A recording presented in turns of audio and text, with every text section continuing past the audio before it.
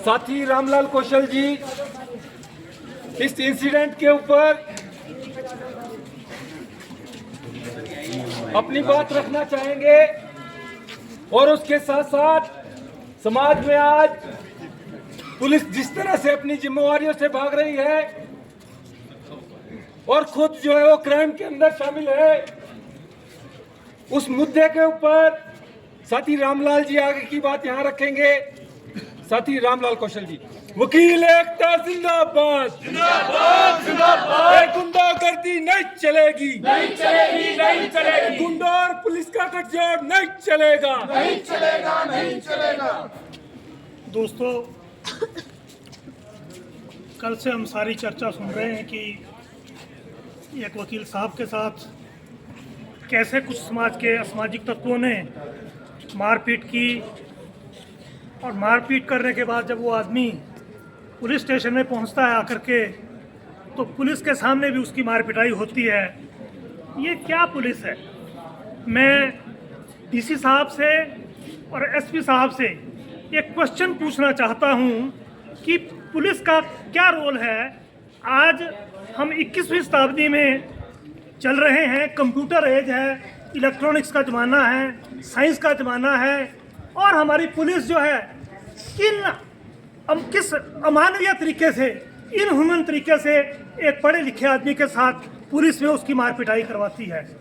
इस चीज़ का जवाब जो है मैं अनिल जो है हमारे आईओ इस केस में, मैं उनसे नहीं पूछना चाहता। वो तो एक बहुत छोटे आदमी है बेचारे, पता नहीं किस घर से आए होंगे, कैसे यहाँ नौकरी कर रहे हैं। लेकिन क्वेश्चन जो है पुलिस के एडमिनिस्ट्रेशन पर और डीसी साहब के एडमिनिस्ट्रेशन पर जाता है कि भाई आप बताओ कि आपके एडमिनिस्ट्रेशन के नीचे ये किस किस किस्म के लोग जो है पल रहे हैं और जिनका समाज के जो गुंडा तत्व है उनके साथ जो है मिली भगत है। अगर एक पढ़े लिखे आदमी की एफआईआर दर्ज नहीं होती है तो आप ये अंदाजा लगाइए कि जो गांव के देहात के लोग जो बहुत कम पढ़े लिखे हैं, किसानी तबके से हैं, मजदूर हैं, उनके साथ क्या हिसाब किताब होगा। मैं ये क्वेश्चन जो है ओपन क्वेश्चन है मेरा डीसी साहब से और एसपी साहब से कि आपको जो कोई इतनी बड़ी पोस्टों पर नवाजा गया है, आपको पता होना चाहिए कि पुलिस के आदमी किस थाने में किस किस्म के लोग हैं, उनके खिलाफ एक्शन होना चाहिए।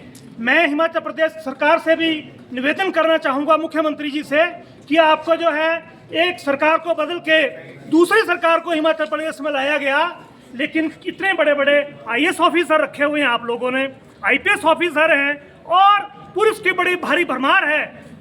वो उन लोगों को आज दिन तक हम ये नहीं समझा सके कि जिस आदमी के साथ कोई गुंडागर्दी होती है, जिसकी मार पिटाई होती है, पहला काम जो है एफआईआर दर्ज करना होता है।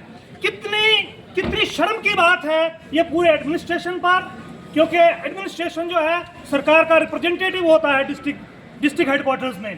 तो इनको कितनी शर्म की बात है कि सुप्रीम कोर्ट और हाई कोर्ट ने बार बार कहा है कि भाई कहीं भी कोई ऑफेंस होता है सबसे पहला काम है पुलिस को एफआईआर दर्ज करना। मैं डीसी साहब से पूछना चाहता हूं, मैं एसपी साहब से पूछना चाहता हूं कि श्रीमान जी आप ये बताइए कि आपके एडमिनिस्ट्रेशन के नीचे ये चल क्या रहा है।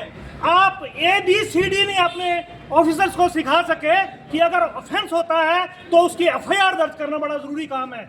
ये बहुत शर्मनाक बात है एडमिनिस्ट्रेशन पर। हिमाचल प्रदेश की सरकार भी इसकी चपेट में आती है। गुंडों से मिली भक्ति नहीं चलेगी, नहीं चलेगी, नहीं चलेगी। पुलिस को मुर्दाबाद, मुर्दाबाद, मुर्दाबाद। वकील एकता जिंदाबाद, जिंदाबाद, जिंदाबाद।